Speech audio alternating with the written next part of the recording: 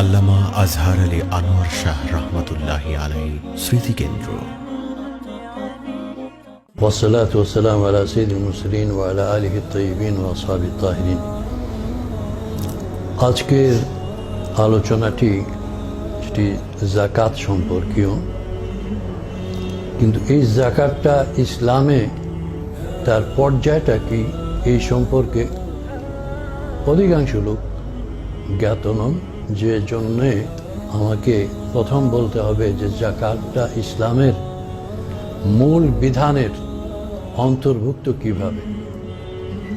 এ প্রসঙ্গে যেহেতু সময় খুব সংক্ষেপ, আমি শুধু আল্লাহ রসুলের একখানা হাদিস, বুনিয়াল ইসলাম আলা খামস শাহাদাত লা ইলাহা ইল্লাল্লাহ ওয়া আন্না মুহাম্মাদার রাসূলুল্লাহ ওয়া ইকামিস সালাহ ওয়া ইতাইজ যাকাত ওয়াল হজ্জি ওয়া সাওমি রমাদান।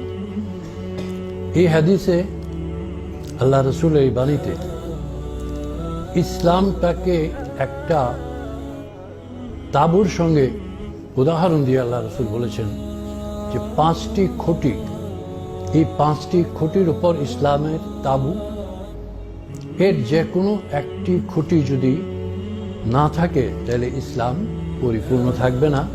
আর এর প্রথম মূল খুঁটিটি হলো ঈমান, দ্বিতীয় নম্বর খুঁটি নামাজ, তৃতীয় নম্বর খুঁটি যাকাত, 4 নম্বর খুঁটি হজ, 5 নম্বর খুঁটি রমজান মাসের রোজা।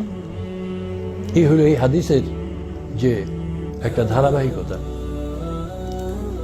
ইসলাম শুধু কতগুলো ধর্মীয় অনুষ্ঠানের নাম নয়।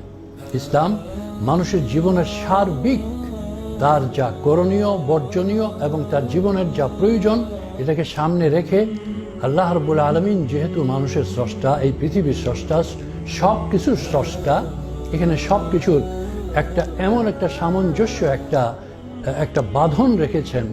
আর ওই বাঁধনের মধ্যেই আল্লাহ রাব্বুল আলামিন কাউকে করেছেন ধনী আর কাউকে করেছেন গরিব বা দরিদ্র। কিন্তু এখানে আল্লাহ রাব্বুল আলামিন ধনী আর গরিবের এই তারতম্য করার পর আল্লাহ তাআলা ধনীর উপর একটা জিনিস ধার্য করে দিচ্ছেন, যাতে গরিব তার জীবনটাকে অনায়াসে চালাতে পারে। আর এই ধার্যকৃত বিষয়টি যেটি ফরজের পর্যায়ে, তা হলো যাকাত।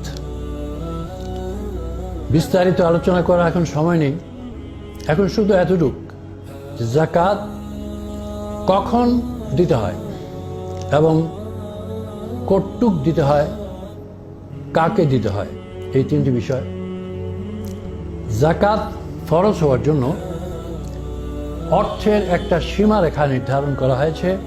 একটা হলো স্বর্ণ দিয়ে, আরেকটি রৌপ্য দিয়ে, আরেকটি আমরা এর সংমিশ্রণ, যা আজকের কারেন্সি বা টাকা পয়সা, এর মাধ্যমে।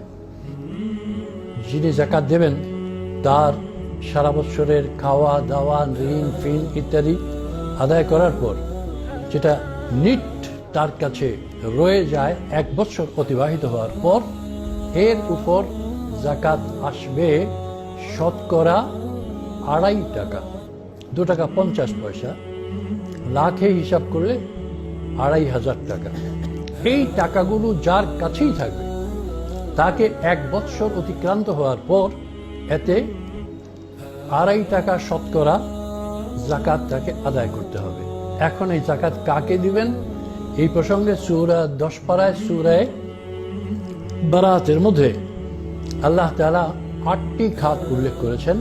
ইন্নামাস সাদাকাত লিল ফুকারা ওয়াল মাসাকিন ওয়াল আমিলিন আলাইহা ওয়াল মুআল্লাফাতি কুলুবুহুম ওয়া ফির রিকাব ওয়াল গারিমিন ওয়া ফি সাবিলিল্লাহ ওয়া বিনিস সাবিল। 8টি।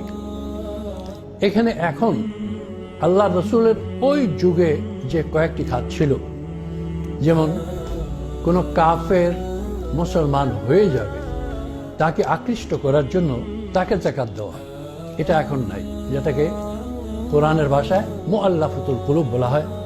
ঠিক তেমনিভাবে কৃতদাস, তাকে মুক্ত করার জন্য মালিকের কাছে তার পণ দিতে হয়, এই টাকার থেকে তাকে দেওয়া, এখন ওই কৃতদাস প্রথাও এখন নাই।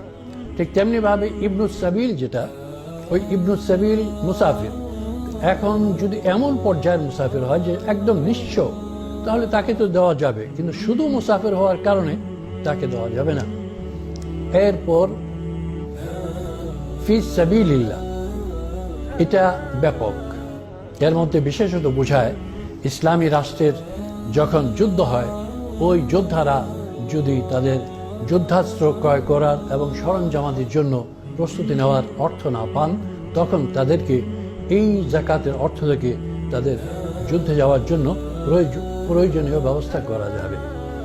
এখানে একটি বিষয় আমাদের খুবই খুবই মানে মনোযোগ দিয়ে শুনতে হবে, মানতে হবে। যাকাতের মধ্যে একজনকে দিয়ে মালিক করতে হবে, যাকে দেবেন তাকে মালিক বানিয়ে দিতে হবে। কিন্তু মালিক বানিয়ে না দিয়ে শুধু শুধু তাদের উপকারের জন্য আপনি কোনো একটা কাজ করে দিলেন, আপনার যাকাত এর দ্বারা আদায় হবে না। লি আরবি শব্দ যেটা, এটা মালিকানার জন্য, ইন্নামাস সাদাকাত লিল ফুকারা, লাম মালিকানার জন্য। এটা অনেকেই যারা শুধু বাংলা পড়েন তারা তো বুঝবেন না সবটা। এখন জনহিতকর কাজের জন্য যাকাতের টাকা আপনি খরচ করতে পারবেন না, এটা আপনাকে ওই গরিবকে মালিক বানিয়ে দিতে হবে, সে যদি খরচ করে করতে পারবে। এই জন্য আজকের এই বিশ্বে ওই পুঁজিবাদী সিস্টেমের যে সুদ ভিত্তিক অর্থ ব্যবস্থা যা চলছে, ইসলাম এর মূল উৎপাটন করার জন্যই ইসলাম সুদকে হারাম করেছে এবং ব্যবসাকে হালাল করেছে।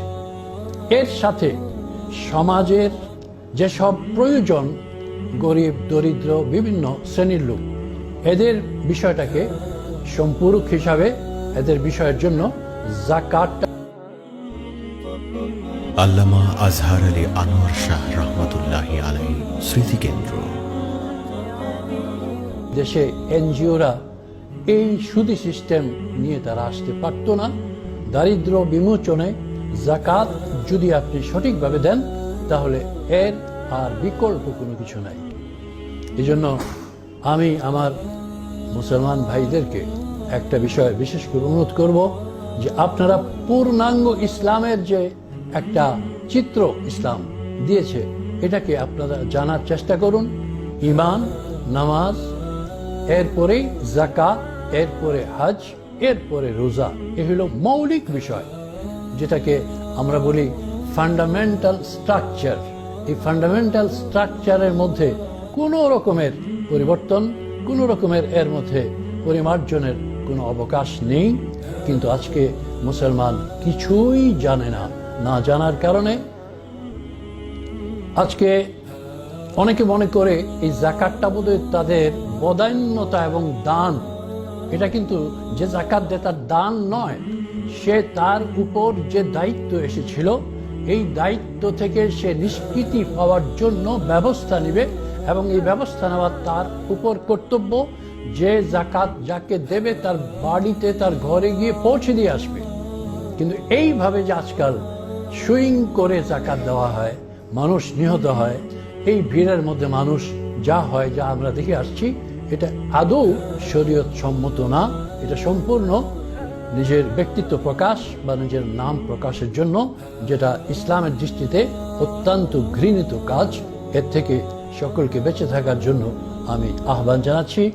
আর সঠিকভাবে হিসাব করে পুরুষ নারী যারই মালিকানা আছে সবাইকে যাকাত দিতে হবে, এবং যে পরিমাণ শরীয়তে উল্লেখ করেছেন এই পরিমাণটাকে হিসাব করে আপনি একটা মুদ্রা একটা হিসাব করতে পারেন।